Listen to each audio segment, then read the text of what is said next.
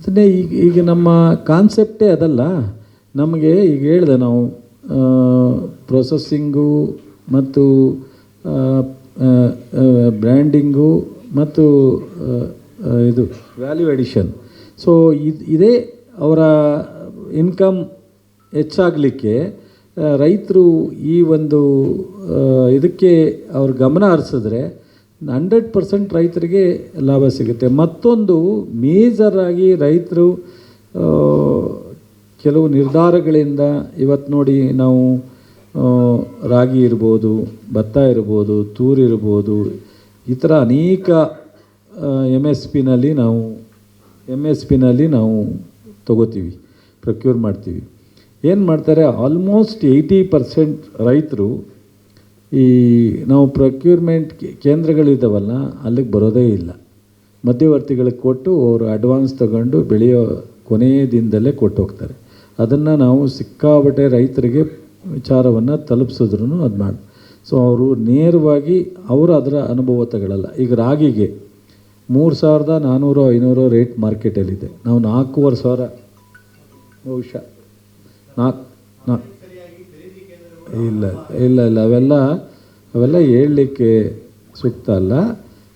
ಕಳೆದ ಬಾರಿ ಒಂದು ಸ್ವಲ್ಪ ವ್ಯತ್ಯಾಸ ಆಗಿತ್ತು. ಈ ಬಾರಿ ನಾವು 6 ತಿಂಗಳ ಮುಂಚಿತವಾಗಿ ನಾವು MSP ಚೇರ್ಮನ್ ನಾನೇ ಇದ್ದೀನಿ, ತೀರ್ಮಾನ ತಗೊಂಡು ರಿಜಿಸ್ಟ್ರೇಷನ್ನು 2 ತಿಂಗಳ ಇನ್ನೂ ಬೆಳೆ ಹಾರ್ವೆಸ್ಟಿಂಗ್ ಹೋಗೋದಕ್ಕಿಂತ ಮುಂಚಿತವಾಗಿ ನಾವು ರಿಜಿಸ್ಟ್ರೇಷನ್ ಪ್ರಾರಂಭ ಮಾಡಿದ್ದೀವಿ, ಖರೀದಿನೂ ಪ್ರಾರಂಭ ಮಾಡಿದ್ದೀವಿ. ಸೊ ಅದು ಯಾವುದೂ ತೊಂದರೆ ಇಲ್ಲ. ಎಲ್ಲ ಥರದ ನಾವು ಪ್ರಿಕಾಷನರಿ ಕಾರ್ಯಕ್ರಮ ತೊಗೊಂಡು ಮಾಡಿದ್ದೀವಿ.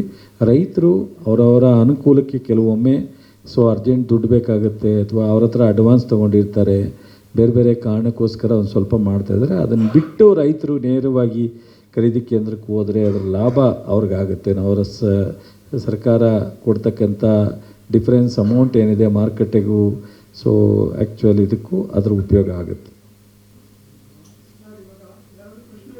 ಹೇಳಿ ಸರ್.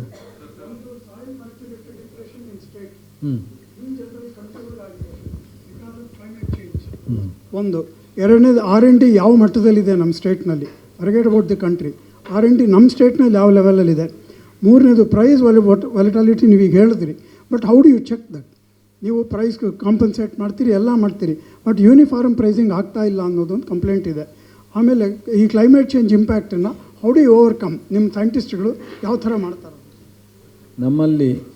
ನಮ್ಮಲ್ಲಿ ಇಡೀ ರಾಷ್ಟ್ರದಲ್ಲಿ ನಮ್ಮ ಈ ಲ್ಯಾಬು ಸಾಯಿಲ್ ಟೆಸ್ಟನ್ನ ಮಾಡ್ತಕ್ಕಂಥ ಇದನ್ನು ಒಂದು ಸೆಂಟ್ರಲ್ ಗೌರ್ಮೆಂಟ್ನವರು ಒಬ್ಬರು ಮಾನಿಟ್ರ್ ಮಾಡಲಿಕ್ಕೆ ಒಬ್ಬರು ಆಫೀಸರ್ ಇದ್ದಾರೆ, CEO NABL ಅಕ್ರಿಡೇಷನ್ ಸಿಗ್ತಕ್ಕಂಥದ್ದು.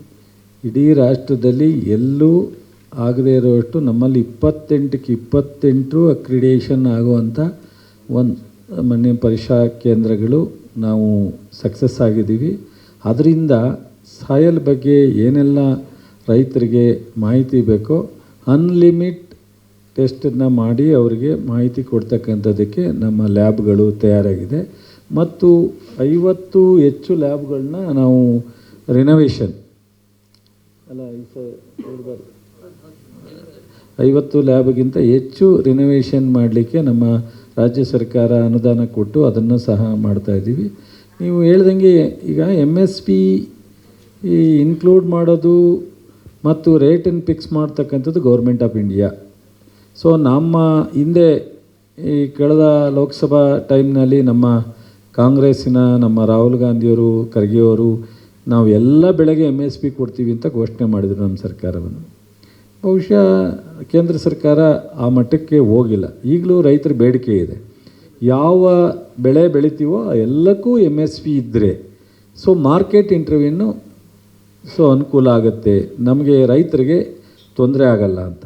ಅದು ಕೇಂದ್ರ ಸರ್ಕಾರ ಗಮನ ಹರಿಸ್ಬೇಕಾಗುತ್ತೆ. ನಾವು ಅದರಲ್ಲಿ ಪ್ರಯತ್ನದಲ್ಲೇ ಇದ್ದೀವಿ. ನಮ್ಮ ರಾಜ್ಯ ಯಾವಾಗಲೂ ಅದಕ್ಕೆ ನಮ್ಮ ಮುಖ್ಯಮಂತ್ರಿಗಳು ಅನೇಕ ಪತ್ರ ಬರೆದಿದ್ದಾರೆ. ನಾವು ಹೋದಾಗೆಲ್ಲ ಭೇಟಿ ಮಾಡಿದಾಗೆಲ್ಲ ಸಾಕಷ್ಟು MSPಗೆ ಎಲ್ಲ ಬೆಳೆಗೂ ಇನ್ಕ್ಲೂಡ್ ಆಗೋದು ಒಳ್ಳೆಯದು ಅಂತ ಕೇಳ್ತಾ ಇದ್ದೀವಿ. ಅದು ಅಲ್ಟಿಮೇಟ್ ಅವರೇ ತೀರ್ಮಾನ ತಗೋಬೇಕಾಗುತ್ತೆ. ಅಂತಾರಾಷ್ಟ್ರೀಯ ವಾಣಿಜ್ಯ ಮೇಳ 2026 ಫೆಬ್ರವರಿ 6, 7, 8ರಂದು ಬೆಂಗಳೂರಿನ ಅರಮನೆ ಮೈದಾನದ ತ್ರಿಪುರವಾಸಿನಿಯಲ್ಲಿ ಆಯೋಜಿಸುತ್ತಿದೆ. ಇದು ಕರ್ನಾಟಕ ಕೃಷಿ ಇಲಾಖೆ ಪ್ರಕಟಣೆ. ಯಾರಾಗ್ತಾರೆ ಎಂಎಲ್ಎ ಅಭ್ಯರ್ಥಿ 2028 ಶೀಘ್ರದಲ್ಲೇ. ಪ್ರತಿದಿನ ಒಂದೊಂದು ಕ್ಷೇತ್ರದ ಟಿಕೆಟ್ ಆಕಾಂಕ್ಷಿಗಳ ಸಂಪೂರ್ಣ ಮಾಹಿತಿ ಪೊಲಿಟಿಕಲ್ ಜರ್ನಲಿಸ್ಟ್ KM ಶಿವಕುಮಾರ್ ಅವರಿಂದ. ಕರ್ನಾಟಕದ ನಂಬರ್ 1 ಡಿಜಿಟಲ್ ಮೀಡಿಯಾ ನಿಮ್ಮ ನೆಚ್ಚಿನ ಕರ್ನಾಟಕ ಟಿವಿಯಲ್ಲಿ ಮಾತ್ರ. ನೀವು ಸಣ್ಣ ಆಗ್ಬೇಕಲ್ವಾ? ಅದು ಒಂದು ಉತ್ತಮ ಆಹಾರದಿಂದ ಸಣ್ಣ ಆಗ್ಬೇಕಲ್ವಾ? ಪ್ರತಿದಿನ ನಮ್ಮ ಜೀನಿ ಸ್ಲಿಮ್ನ ಯೂಸ್ ಮಾಡಿ ಯಾವುದೇ ಸೈಡ್ ಎಫೆಕ್ಟ್ ಇಲ್ದಂಗೆ ನೀವು ಸಣ್ಣ ಆಗ್ತೀರಾ.